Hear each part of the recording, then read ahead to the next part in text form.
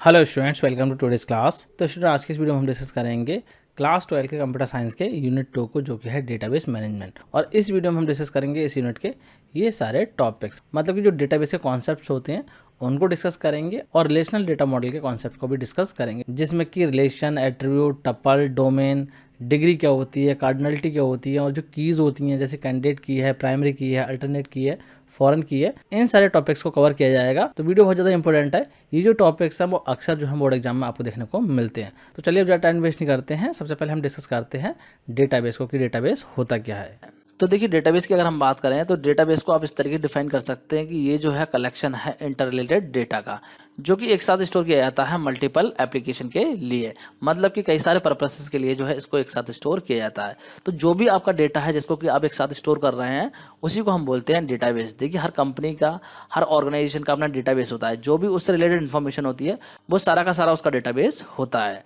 तो चलिए आगे बात कर लेते हैं डीबीएमएस के बारे में कि डीबीएमएस क्या होता है। तो देखिए, जो भी डेटाबेस होता है उसको मैनेज करने का एक सिस्टम होता है जिसको कि हम बोलते हैं डीबीएमएस। इसकी फुल फॉर्म होती है डेटाबेस मैनेजमेंट सिस्टम। तो सिंपल टर्म में अगर हम बात करें तो ये जो है आपका ये कंप्यूटर सॉफ्टवेयर होता है, जिसकी हेल्प से हम क्या करते हैं, डेटाबेस को क्रिएट कर सकते हैं, डेटाबेस को मैनेज कर सकते हैं, और बहुत सारे जो ऑपरेशन है डेटाबेस के वो परफॉर्म कर सकते हैं। तो सिंपली ये क्या है, आपका एक सॉफ्टवेयर है जिसकी हेल्प से हम डेटाबेस को मैनेज करते हैं। अब बात करते हैं डेटाबेस के कुछ की कॉन्सेप्ट को। तो क्या क्या कॉन्सेप्ट होते हैं, देखिए, डेटाबेस में डेटाबेस स्कीमा होता है, डेटाबेस कांस्टेंट होते हैं, मेटाडेटा होता है, डेटाबेस इंस्टेंस होते हैं, क्वेरी होती है, डेटा मैनिपुलेशन, डेटाबेस इंजन्स, ये सारी कुछ कॉन्सेप्ट हैं। तो चलिए इनको डिस्कस कर लेते हैं। पहले बात करते हैं डेटाबेस स्कीमा की। तो देखिए, डेटाबेस स्कीमा की अगर हम बात करें तो ये क्या है, एक तरीके का स्केलेटन होता है डेटाबेस का, मतलब कि एक तरीके से कह सकते हैं ये परफॉर्मा है जो कि बताता है कि आपके डेटाबेस में क्या क्या चीज़ होंगी। एक तरीके से कह सकते हैं लॉजिकल आर्किटेक्चर होता है आपके डेटाबेस का, जो कि आपको ये डिफाइन करने में हेल्प करता है कि आपके डेटाबेस में क्या क्या चीज़ रहेंगी, कितनी टेबल रहेंगी, क्या क्या फील्ड होंगे। तो ये सारी चीज़ें जो है वो आपका डेटाबेस स्कीमा ही डिफाइन करता है, या फिर आप कह सकते हैं इन सब चीज़ों को हम डेटाबेस का स्कीमा बोलते हैं। आई होप आप लोगों को इतनी चीज़ क्लियर होगी। अब बात करते हैं डेटा कांस्टेंट की। तो देखिए, डेटा कांस्टेंट जो है वो एक तरीके की लिमिटेशन होती है, या फिर आप कह सकते हैं रिस्ट्रिक्शंस होती हैं, जो कि आप अपने डेटाबेस पे इंप्लीमेंट कर सकते हैं, जिससे कि आप डिसाइड कर सकेंगे कि कौन सा यूजर क्या चीज़ एक्सेस करेगा और क्या चीज़ एक्सेस नहीं करेगा। मतलब कि कुछ लिमिट लगा सकते हैं, जिससे कि जो आपकी टेबल होगी उसमें ये डिफाइन हो पाएगा किस टाइप का डेटा किस फील्ड में एंटर होगा, किस टाइप का डेटा किस फील्ड में एंटर नहीं होगा। तो इस तरीके से कुछ रिस्ट्रिक्शंस हैं जो कि आप अपने डेटाबेस में लगा सकते हैं। तो इन्हीं चीज़ों को बोला जाता है डेटा कांस्टेंट। आई होप आप लोग को ये चीज़ भी क्लियर होगी। अब बात करते हैं मेटाडेटा की। तो देखिए, मेटाडेटा की अगर हम बात करें तो इसका मतलब होता है डेटा अबाउट डेटा, मतलब डेटा के बारे में जो डेटा होता है उसी को बोलते हैं मेटाडेटा। अब डेटा के बारे में क्या डेटा हो सकता है, जैसे कि यहाँ पे एग्जांपल के तौर पे समझ लीजिए, एक बिल्ली है यहाँ पे, देखिए पिक्चर में, इसकी फोटो क्लिक की गई है, तो ये अपने आप में एक डेटा है। लेकिन इसके बारे में भी क्या डेटा हो सकता है, मतलब कि इमेज है, इसके बारे में डेटा क्या हो सकता है, देखिए इसके बारे में ये डेटा हो सकता है कि ये पिक्चर जो है कब क्लिक की गई थी, कौन से कैमरे से क्लिक की गई है, और कौन सी लोकेशन पर क्लिक की गई है। तो इस टाइप की जो डिटेल होगी इस पिक्चर के बारे में, वो हो जाएगी इसकी मेटा डेटा, मतलब कि इस डेटा के बारे में ये आपका डेटा है। तो इसी को बोलते हैं मेटा डेटा। आई होप आप लोगों को ये कॉन्सेप्ट भी क्लियर हो गया होगा। अब बात करते हैं नेक्स्ट टर्म की, जो कि है डेटाबेस इंस्टेंस। तो डेटाबेस इंस्टेंस की अगर हम बात करें तो इसका सिंपली मतलब है डेटाबेस के स्टेट से, मतलब कि जो डेटा है वो किस स्टेट में है, मतलब लोड करने के बाद में किस स्टेट में है, जब उस पर वर्क हो रहा है तो किस स्टेट में है। तो इसी चीज को बोला जाता है डेटाबेस इंस्टेंस। आई होप आप लोगों को क्लियर हो गया होगा। अब बात करते हैं क्वेरी की। तो क्वेरी का देखिए सिंपल सा मतलब होता है क्वेश्चन। अब डेटाबेस के टर्म में अगर हम बात करें तो अब इस तरीके से डिफाइन कर सकते हैं कि जो क्वेरी है वो एक तरीके का सिंपल क्वेश्चन है जो कि आप डेटाबेस से पूछ सकते हैं। मतलब कि क्वेरी की हेल्प से जो आप अपने डेटाबेस को रिक्वेस्ट कर सकते हैं कि आपको क्या इन्फॉर्मेशन चाहिए। तो डेटाबेस जो स्टोर होता है उसमें हम क्वेरी अप्लाई कर सकते हैं, जिससे कि जो इन्फॉर्मेशन हम चाहते हैं वही हमें डिस्प्ले हो। तो इसी चीज को हम बोलते हैं क्वेरी। आई होप आप लोग को क्लियर हो गया होगा। अब बात करते हैं नेक्स्ट टर्म की, जो कि है डेटा मैनिपुलेशन। अब देखिए, डेटा मैनिपुलेशन का सिंपल सा मतलब होता है डेटा में मॉडिफिकेशन करने से, मतलब जो डेटाबेस है उसमें किसी भी तरीके का मॉडिफिकेशन करते हैं, उसमें डेटा ऐड करते हैं, डेटा डिलीट करते हैं, डेटा अपडेट करते हैं। तो इसी चीज को बोला जाता है डेटा मैनिपुलेशन। तो आई होप आप लोग को ये चीज़ भी क्लियर होगी। इसके अलावा अगर हम बात करें डेटाबेस इंजन की, तो डेटाबेस इंजन सिंपली है क्या, एक तरीके से सेट ऑफ प्रोग्राम्स हैं जो कि आपका डीबीएमएस यूज करता है डेटाबेस को क्रिएट करने के लिए, या फिर जो है वेरियस क्वेरीज को हैंडल करने के लिए। तो उसी चीज को बोला जाता है डेटाबेस इंजन। तो आई होप आप लोग को ये चीज भी क्लियर होगी। अब हम बात करते हैं कि डेटाबेस में टेबल होती हैं उनके क्या क्या कंपोनेंट होते हैं। तो यहाँ पे देखिए मान लीजिए एक टेबल है आपके पास में इस तरीके से, तो टेबल में क्या क्या कंपोनेंट होते हैं, तो टेबल में पहला कंपोनेंट होता है बाइट। बाइट किस चीज़ को बोलते हैं, देखिए यहाँ पे जो डेटा होता है तो हर एक करेक्टर जो होता है वो 1 बाइट का होता है। तो इस तरीके से यहाँ पे मान लीजिए ये नेम लिखा हुआ है सत्यम, तो इसमें जो है आपके 6 करेक्टर हैं, तो आप कह सकते हैं इसका जो डेटा है वो 6 बाइट का है। तो इस तरीके से आप जो है यहाँ पे बाइट में डेटा को रिप्रेजेंट कर सकते हैं। आई होप आप लोग को बाइट कॉन्सेप्ट क्लियर हो गया होगा। इसके अलावा अगर हम बात करें डेटा आइटम की, तो डेटा आइटम किस चीज़ को बोलते हैं, देखिए डेटा आइटम जो है वो हम इन पार्ट को बोलते हैं, जैसे कि यहाँ पे 4 है, सत्यम है, ये डेट है, ये मनोज शर्मा है। तो ये जो इंडिविजुअल आइटम है इन्हीं को हम बोलते हैं डेटा आइटम, क्योंकि ये डेटा के आइटम है। यहाँ पे टेबल में जो भी आप आइटम ऐड करेंगे उसी को हम बोलते हैं डेटा आइटम। आई होप आप लोग को ये चीज़ भी क्लियर हो गई होगी। नेक्स्ट अगर हम बात करें रिकॉर्ड, तो देखिए रिकॉर्ड जो है हम बोलते हैं किसको, रो को, मतलब जो भी रोज होती हैं, जैसे कि ये पूरी एक रो है, ये पूरी एक रो है, और ये पूरी एक रो है, इसके अलावा ये पूरी एक रो है। तो यहाँ पर टोटल आपकी कितनी रो है, 4 रो है।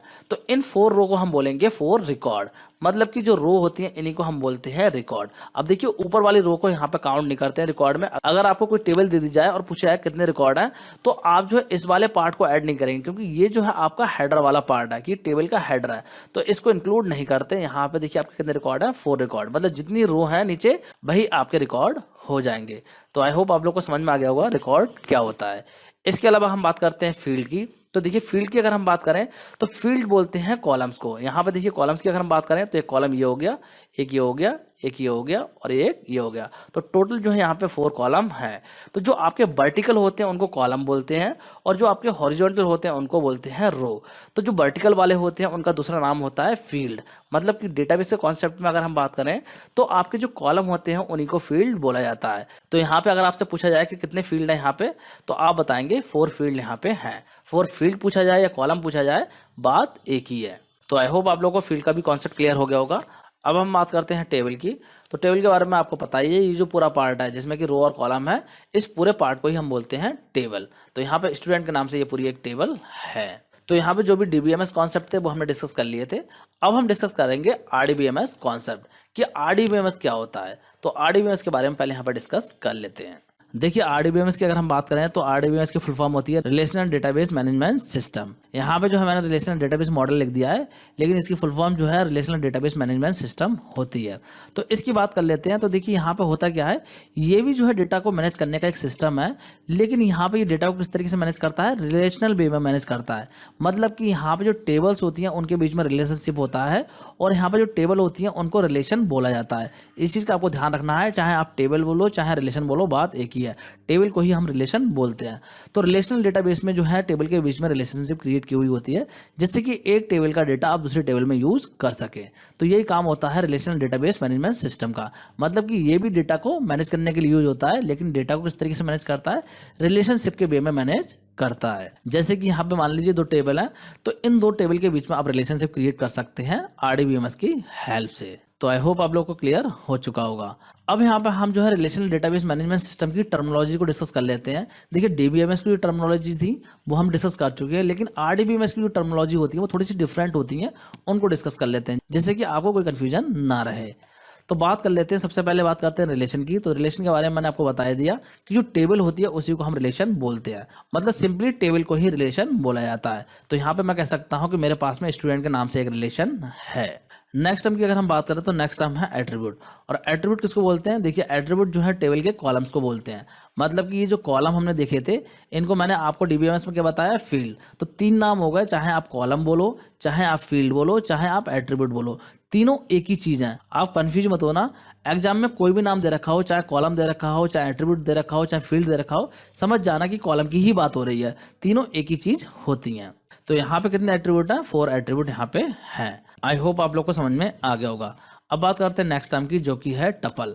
अब देखिए टपल क्या होता है, देखिए टपल आप लोगों ने जो है पाइथन में भी पढ़ा था, लेकिन वो टपल नहीं है, ये टपल अलग है। तो टपल का सिंपल सा मतलब होता है रो से। जो भी आपकी रो होती है उसको बोला जाता है टपल। मतलब कि जो टेबल की रो होगी उसको बोला जाएगा टपल, या फिर आप कह सकते हैं जो रिलेशन है उसकी जो आपकी रो होंगी या रिकॉर्ड होंगे उन्हीं को हम टपल बोलते हैं। तो यहाँ पे अगर मैं आपसे बोलूँ कितने टपल हैं, तो आप बताएंगे 4 टपल हैं। क्यों है, क्योंकि यहाँ पे 4 रो हैं। देखिए 1 2 3 4, तो 4 यहाँ पे टपल हो जाएंगे। तो टपल हो गया, रिकॉर्ड हो गया, रो हो गया, तीनों एक ही चीज है। तो कंफ्यूज बिल्कुल भी आप लोग मत होना।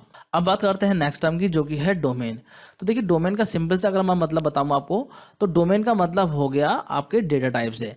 मतलब कि कोई टेबल है, उसमें किस टाइप का डेटा स्टोर होगा, तो उसी को हम बोलते हैं डोमेन। मतलब कि मैं कह सकता हूं कि रोल नंबर वाला जो फील्ड है उसका जो डोमेन है वो इंटीजर टाइप का है। तो जो डेटा टाइप है उसी को डोमेन बोला जाता है। आई होप आप लोगों को क्लियर हो गया होगा।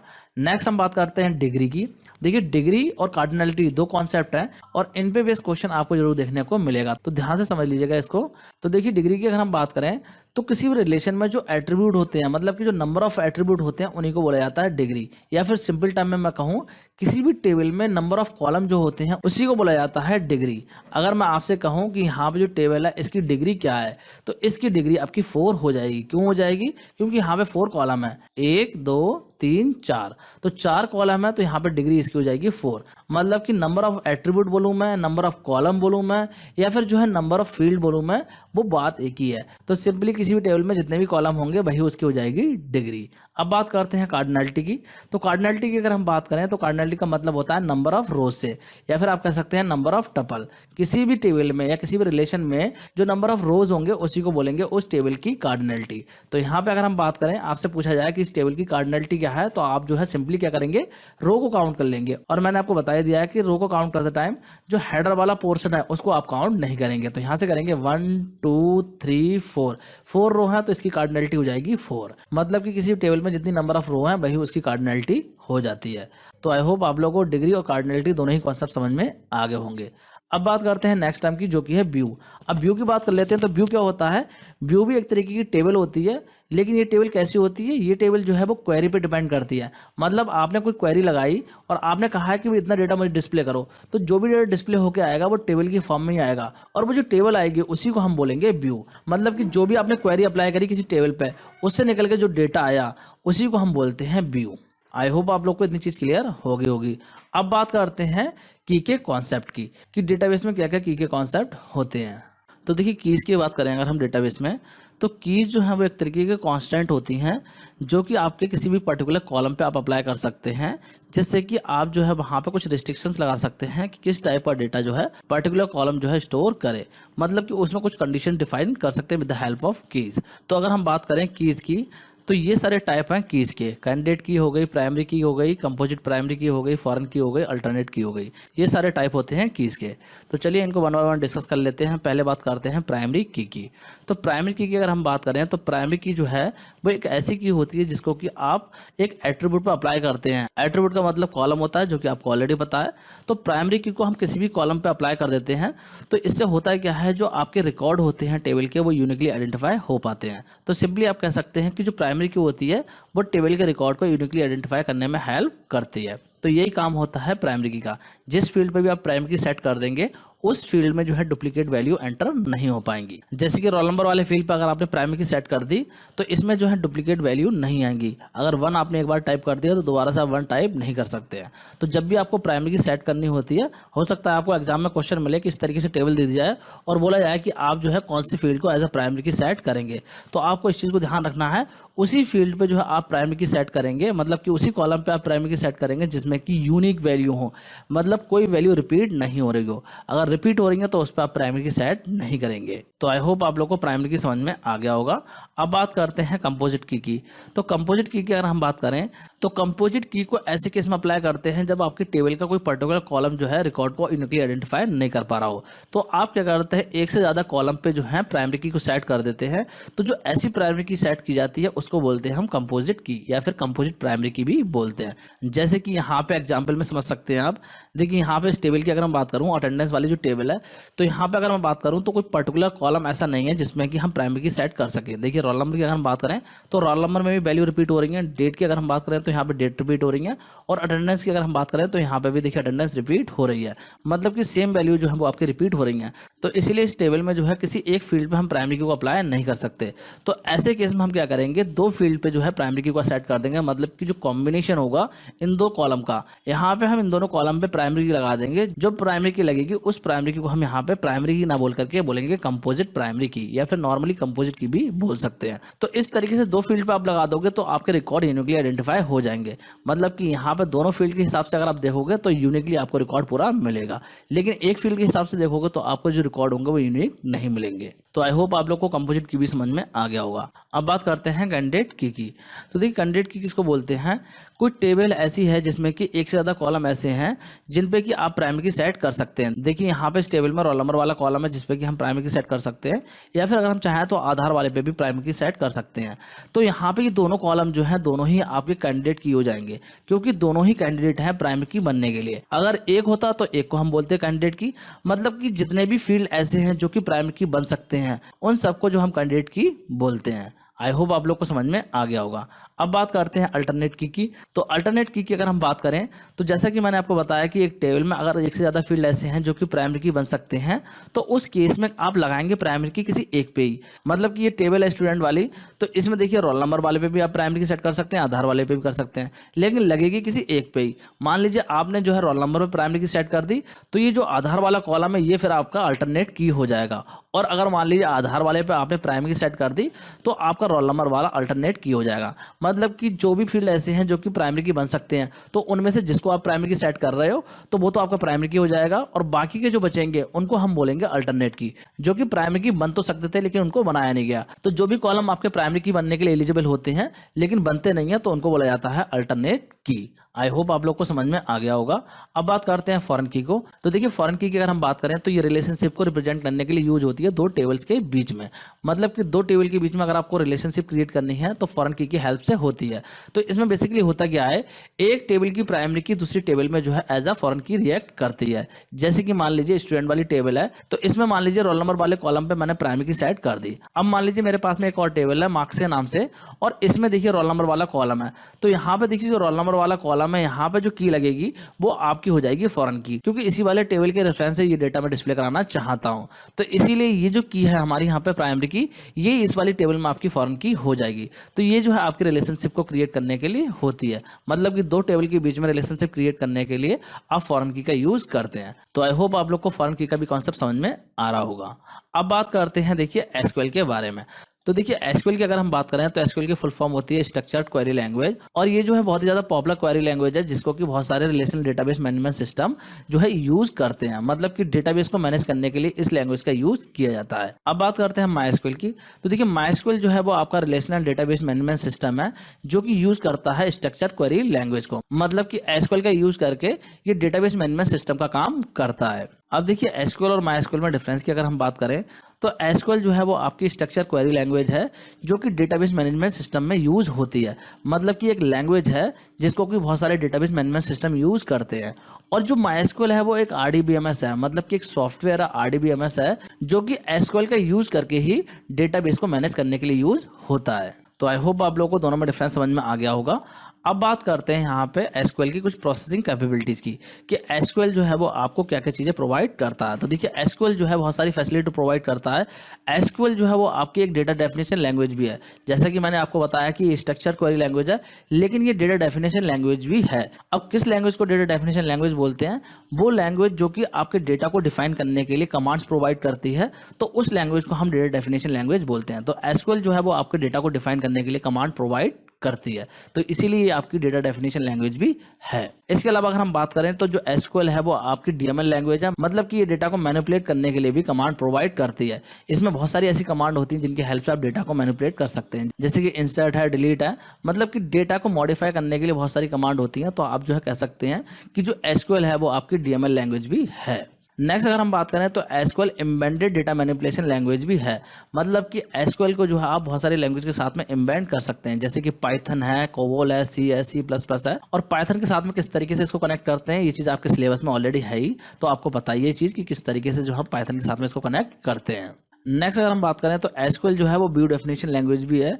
यहाँ पे जो आप व्यू को भी डिफाइन कर सकते हैं। मतलब कि यहाँ पे कुछ ऐसी कमांड होती हैं जिनकी हेल्प से जो है आप अपने व्यू को डिफाइन कर सकते हैं। जितना डेटा आपको चाहिए उतना ही डेटा जो है आप अपने डेटाबेस से ले सकते हैं। नेक्स्ट अगर हम बात करें तो एसक्यूएल जो है वो आपको ऑथराइजेशन की भी फैसिलिटी देता है। मतलब कि यहाँ पे जो आप परमिशंस वगैरह लगा सकते हैं कि कौन जो है आपके डेटाबेस को एक्सेस करे और कौन नहीं करे, और एक्सेस करे तो क्या चीज़ एक्सेस करे। तो ये सारे ऑथराइजेशन भी सेट आप कर सकते हैं एसक्यूएल में। इसके अलावा जो है एसक्यूएल आपको इंटीग्रिटी की भी फैसिलिटी देता है। मतलब कि यहाँ पे डेटा की इंटीग्रिटी बनी रहती है। और कैसे बनी रहती है, क्योंकि यहाँ पे जो आपका प्राइमरी की का कॉन्सेप्ट होता है तो इससे डुप्लीकेशन होने के चांसेस आपके खत्म हो जाते हैं। मतलब कि डेटा में डुप्लीकेशन नहीं होगी तो डेटा ज़्यादा एक्यूरेट होगा। तो इस तरीके से डेटा में आपकी इंटीग्रिटी बनी रहती है। इसके अलावा अगर हम बात करें तो एसक्यूएल जो है वो ट्रांजैक्शन कंट्रोल लैंग्वेज भी है। मतलब कि ये जो है आपको बहुत सारी ऐसी कमांड प्रोवाइड करती है जिसकी हेल्प से आप ट्रांजैक्शन को कंट्रोल कर सकते हैं। और ट्रांजैक्शन क्या होता है, कंप्लीट एक प्रोसेस ऑफ वर्क को हम जो है ट्रांजैक्शन बोलते हैं। जैसे कि आपने कोई टेबल क्रिएट करी, फिर उसके अंदर डेटा डाला, फिर आपने टेबल को क्लोज करा, तो ये जो पूरा प्रोसेस होगा इसको बोलेंगे वन ट्रांजैक्शन। तो एसक्यूएल जो है आपको ट्रांजैक्शन को कंट्रोल करने के लिए भी बहुत सारी कमांड प्रोवाइड करता है। इसके अलावा अगर हम बात करें तो एसक्यूएल बहुत सारी कमांड आपको प्रोवाइड करता है। मतलब कि इसमें डिफरेंट टाइप की कमांड होती है जिनकी हेल्प से आप डिफरेंट टाइप के टास्क को परफॉर्म कर सकते हैं। तो अगर हम बात करें क्लासिफिकेशन ऑफ कमांड्स की, तो देखिए डीडीएल कमांड्स होती हैं, डीएमएल कमांड्स होती हैं, टीसीएल कमांड्स होती है, सेशन कंट्रोल कमांड्स होती हैं, सिस्टम कंट्रोल कमांड्स होती हैं। तो आपके सिलेबस में डीडीएल और डीएमएल कमांड्स ही हैं, तो इनको ही हम डिस्कस करेंगे। तो चलिए बात करते हैं। पहले हम बात कर लेते हैं डीडीएल कमांड्स की। तो डीडीएल कमांड्स की अगर हम बात करें तो क्रिएट है, अल्टर है, ड्रॉप है, इस टाइप की जो कमांड्स होती हैं वो आपकी डीडीएल कमांड्स कहलाती हैं। मतलब कि डीडीएल की देखिए फुल फॉर्म होती है डेटा डेफिनेशन लैंग्वेज। मतलब कि जो कमांड डेटा को डिफाइन करने में हेल्प करें तो वो सारी कमांड आपकी हो जाएंगी डीडीएल। मतलब कि कोई भी ऐसी कमांड जिसकी हेल्प से कोई स्ट्रक्चर टेबल का क्रिएट हो रहा हो या टेबल का स्ट्रक्चर चेंज हो रहा हो। एग्जांपल के तौर पे देखिए मैंने काफी सारी कमांड यहाँ पे लिख दी हैं, अगर आप चाहें तो इसका स्क्रीनशॉट ले सकते हैं। इसके अलावा देखिए जो परमिशन ग्रांट करने वाली कमांड्स होती हैं, मतलब कोई परमिशन देना या फिर परमिशन को हटाना, तो वो भी आपकी डीडीएल कमांड में ही आती हैं। और इस टाइप की जो कमांड होती है उनको बोला जाता है डेटा कंट्रोल लैंग्वेज कमांड। इसके अलावा जो मेंटेनेंस कमांड होती हैं वो भी आपकी डीडीएल कमांड में ही आती हैं। जैसे कि एनालाइज टेबल हो गया, चेक टेबल हो गया, रिपेयर टेबल हो गया, रिस्टोर टेबल हो गया। मतलब कि टेबल को एनालाइज करने से रिलेटेड जो भी कमांड है, या फिर आप कह सकते हैं टेबल को मेंटेनेंस करने से रिलेटेड जो भी कमांड है वो आपकी डीडीएल कमांड में ही आती हैं। अब हम बात करते हैं डीएमएल कमांड की। तो देखिए डीएमएल कमांड में बहुत सारी कमांड आ जाती हैं जिनकी हेल्प से डेटा में मैनिपुलेशन हो रहा हो। मतलब कि डेटा में अगर कोई भी चेंजेस हो रहा है, जो टेबल के अंदर डेटा आप डालेंगे तो वो भी आपके डीएमएल कमांड में ही आएगा। डेटा में कोई चेंजेस करेंगे तो वो भी डीएमएल कमांड में आएगा। मतलब कि डेटा में जो भी मैनिपुलेशन आप करेंगे वो सारा का सारा डीएमएल कमांड की हेल्प से ही होगा। तो जो भी कमांड ये काम करती हैं, डेटा में मैनिपुलेशन करती हैं, वो सारी क्या होंगी, आपकी डीएमएल कमांड में आ जाएंगी। जैसे कि एग्जांपल के तौर पे यहाँ पे मैंने लिख रखा है सेलेक्ट हो गया, लॉक टेबल हो गया, इंसर्ट इनटू हो गया, अपडेट हो गया, सेट हो गया। ये सारी की सारी आपकी डीएमएल कमांड होती हैं। इसके अलावा नेक्स्ट टाइप की जो कमांड होती हैं वो टीसीएल कमांड होती हैं। इनकी हेल्प से जो है आप ट्रांजैक्शन को कंट्रोल कर सकते हैं। और ट्रांजैक्शन क्या होता है वो मैं आपको ऑलरेडी बता ही चुका हूं। तो जो भी कमांड आपके ट्रांजैक्शन को कंट्रोल करने के लिए यूज होती हैं वो सारी की सारी आपकी टीसीएल कमांड होती हैं। जैसे कि कमिट है, रोल बैक हो गया, सेट ट्रांजैक्शन हो गया। तो ये सारी कमांड जो है वो आपकी टीसीएल कमांड होती हैं। तो आई होप आप लोग को ये चीज़ भी क्लियर हो गई होगी। तो स्टूडेंट डेटाबेस के जो कॉन्सेप्ट थे उनको डिस्कस कर लिया है। मतलब कि जो थ्योरेटिकल कॉन्सेप्ट थे उनको डिस्कस कर लिया है। अब अगले वीडियो में हम डिस्कस करेंगे एसक्यूएल को, जो स्ट्रक्चर्ड क्वेरी लैंग्वेज होती है उसको हम अगले वीडियो में डिस्कस करेंगे। तो स्टूडेंट आज की इस वीडियो में इतना ही। Thanks for watching.